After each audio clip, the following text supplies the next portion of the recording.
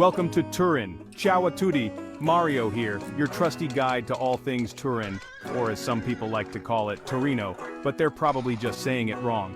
Listen, I'm not here to judge, I'm just here to take you on a whirlwind tour of the top 5 places you absolutely have to hit up when you visit this awesome city. And trust me, after this video, you'll be booking your flights faster than you can say gelato. Make sure to smash that like button and subscribe to the channel for more travel shenanigans. And by shenanigans, I mean informative and hilarious travel guides. Alright, buckle up because first up is the Mole Antonelliana, and no, it's not named after a giant mole. Although that would be pretty cool.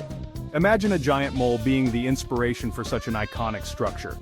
But no, the name actually comes from its architect, Alessandro Antonelli. This architectural marvel is to Turin what the Eiffel Tower is to Paris, only pointier. It's a symbol of the city, a beacon that stands out in the skyline, drawing the eyes of locals and tourists alike. Seriously, this thing is so tall, they use it to measure the weather up there. Well, not really, but it does seem like it could touch the clouds on a foggy day. I'm kidding, but on a serious note, at 167 meters high, it once held the record for the tallest masonry building in Europe. That's quite an achievement considering it was completed in 1889. That's right, all that height and not a single steel beam in sight. It's a testament to the ingenuity and skill of the builders of that era. They just don't make them like this anymore. The design is unique, with its towering spire and intricate details that make it a masterpiece of 19th century architecture. Now I know what you're thinking, Mario, that's a lot of history for a pointy building, and you're right. But wait, there's more. The Mole Antonelliana isn't just a pretty face. It has a rich history and cultural significance. Inside this architectural wonder is the National Cinema Museum. Yes, you heard that right. A museum dedicated to the art and history of cinema housed within this iconic structure. That's right, folks. A whole museum dedicated to the magic of motion pictures. It's a place where you can explore the evolution of film from its earliest days to the modern era. So, after you're done craning your neck to see the top, you can go inside and immerse yourself in the world of cinema. The museum offers an immersive experience with exhibits that showcase the history, technology, and artistry of filmmaking. Just try not to get lost in the basement. Rumor has it they store all the old film reels down there. It's like a treasure trove of cinematic history, waiting to be discovered. And by old, I mean really old, like black and white silent film old. These reels are a window into the past, offering a glimpse of the early days of cinema when storytelling was done without sound, relying solely on visuals and expressions. The museum also features interactive exhibits, where you can try your hand at creating your own short film, or learn about the special effects that bring movies to life.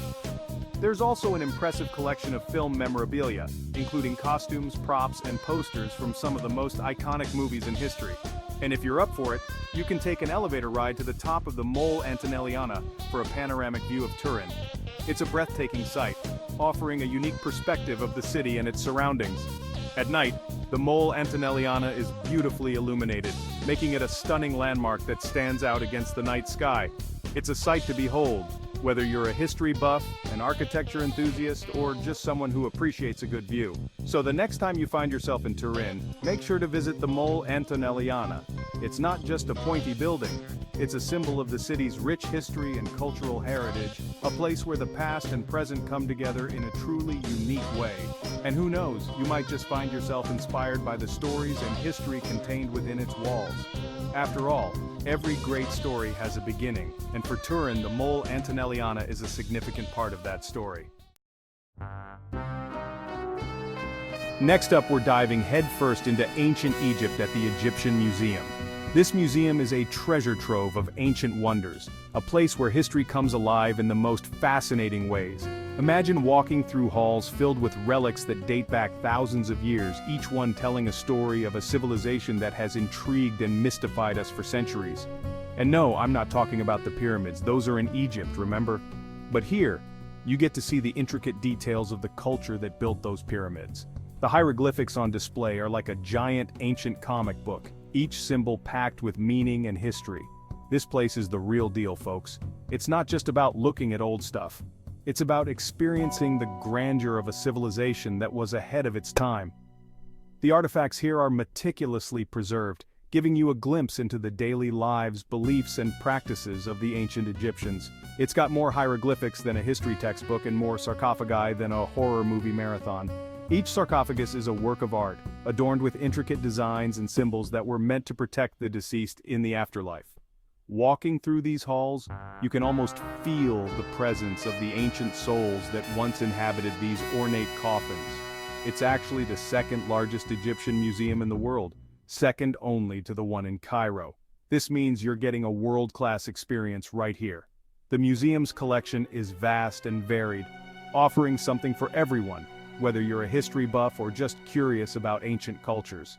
And let me tell you, they take their mummies seriously here. The mummification process was a sacred ritual, and the museum does an excellent job of explaining the steps involved. From the removal of internal organs to the wrapping of the body in linen, each stage is fascinating and a testament to the Egyptians' belief in the afterlife. They've got mummies of all shapes and sizes, mummies of pharaohs, mummies of cats, you name it. The pharaoh mummies are particularly impressive, often adorned with golden masks and jewelry that signify their royal status. But it's not just the human mummies that steal the show. They even have a mummy of a crocodile. Yes, you heard that right. The ancient Egyptians mummified animals too, believing they were sacred and could accompany their owners into the afterlife. The crocodile mummy is a unique exhibit that showcases the diversity of the mummification practice. I'm not sure what that crocodile did to deserve that kind of afterlife, but hey, who am I to judge? Maybe it was a revered pet or a symbol of a deity. The reasons behind animal mummification are as varied as the animals themselves. Maybe it was a really bad crocodile in its past life. Maybe it ate all the good snacks. The museum doesn't provide the backstory, but it's fun to imagine the possibilities. The crocodile mummy is just one example of the many surprises you'll find here. Whatever it did, it's definitely not doing it anymore, because it's a mummy. The process of mummification ensured that the body was preserved for eternity, a practice that speaks volumes about the Egyptians' views on death and the afterlife. The transformation from a living being to a mummy is both eerie and fascinating. The time-lapse of the mummification process gives you a sense of the meticulous care and reverence the ancient Egyptians had for their dead. It's a blend of science, art, and spirituality that's truly captivating. So, if you're into ancient history, or you just really like mummies, then this is the place for you. The Egyptian Museum offers a unique opportunity to step back in time and explore a world that has long since passed, but continues to captivate our imaginations. Whether you're here for the mummies, the artifacts, or the stories behind them, you're in for an unforgettable experience. Chapter 3. Piaza Castello, where history met royalty, and probably some pigeons. Hold on to your hats, folks, because we're about to step back in time and into the heart of Turin, Piaza Castello. This isn't just any piazza, oh no, this is the piazza. We're talking royal palaces, grand theaters, and enough history to make your head spin. It's like stepping into a time machine, only without the risk of accidentally ending up in the Stone Age. Although, knowing my luck, I'd probably end up in the Stone Age wearing Crocs and carrying a selfie stick. But back to Piaza Castello. This place has seen it all. Kings, queens, revolutions, you name it. It's the kind of place where you can practically feel the history oozing out of the cobblestones. Just try not to trip on them, those things are treacherous, and watch out for the pigeons. They're everywhere, and they're not afraid to steal your gelato. Trust me, I've learned that the hard way. Piaza Castello is not just a historical landmark, it's a living, breathing part of Turin. The square is always bustling with activity, from street performers to local vendors selling their wares. You might catch a glimpse of a mime, a musician, or even a magician performing tricks that leave you in awe. And let's not forget the local vendors. They offer everything from handmade crafts to delicious street food that will tantalize your taste buds. Speaking of food, if you're a foodie, Piaza Castello is a paradise. The surrounding streets are lined with cafes and restaurants serving up authentic Italian cuisine. Imagine sitting at a quaint cafe, sipping on a rich espresso, and watching the world go by. It's the perfect way to soak in the atmosphere. And if you're lucky, you might even spot a local artist capturing the beauty of the piazza on canvas. The Royal Palace of Turin, located right in the square, is a must-visit. This grand palace was once the residence of the House of Savoy and is now a UNESCO World Heritage Site. Inside, you'll find opulent rooms, stunning art collections, and a glimpse into the lives of Italian royalty. The Teatro Regio, another gem in Piaza Castello, is one of Italy's most renowned opera houses. It's a place where you can experience world-class performances in a breathtaking setting. And let's not forget the Armeria Reale, the royal armory, which houses an impressive collection of arms and armor. It's like stepping into a medieval fantasy. As you wander through Piaza Castello, take a moment to appreciate the architecture. The buildings here are a blend of different styles, from Baroque to Renaissance, each telling its own story. And if you're a history buff, you'll be delighted to know that the square has been the site of many significant events, including royal ceremonies and political gatherings. So whether you're here for the history, the food, or just to people watch, Piaza Castello has something for everyone. It's a place where the past and present coexist, creating a unique and unforgettable experience. So take your time, explore every corner, and let Piaza Castello enchant you with its charm and history. And remember, keep an eye on your gelato. Those pigeons are always watching. Until next time, arrivederci. End of Chapter 3. Chapter 4, Parco del Valentino, where nature meets gelato and maybe some ducks. Okay, enough history for one day. Let's talk about something a little more relaxing. Parco del Valentino. This green oasis in the heart of Turin is the perfect place to escape the hustle and bustle of city life and enjoy some peace and quiet. Or, you could do what I do and have a picnic. But not just any picnic, oh no, we're talking a full-on Italian feast: prosciutto, mozzarella, fresh bread, olives, and of course, a mountain of gelato. And the best part? You can enjoy all of this while surrounded by lush greenery, beautiful fountains, and maybe even a few friendly ducks. Just don't let them near your gelato. They're even worse than the pigeons. Trust me on this one. Chapter 5. Basilica di Superga, the church on the hill with a view and a history lesson. Last but not least, we're heading up to the Basilica di Superga. Now, I know what you're thinking. Another church? Mario, how many churches does one city need? And to that I say, you can never have too many churches, especially when they look like this.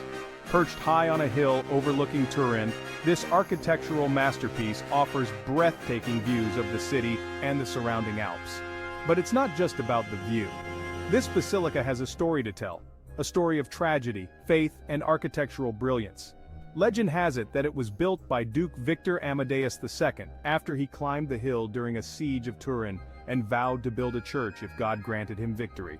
And guess what? He won. So he built the church, and let me tell you, it was worth the wait. Outro ciao for now, Turin. So there you have it, folks. My top 5 must-visit places in Turin. From towering structures to ancient museums, from bustling piazzas to tranquil parks, Turin has something for everyone. So what are you waiting for?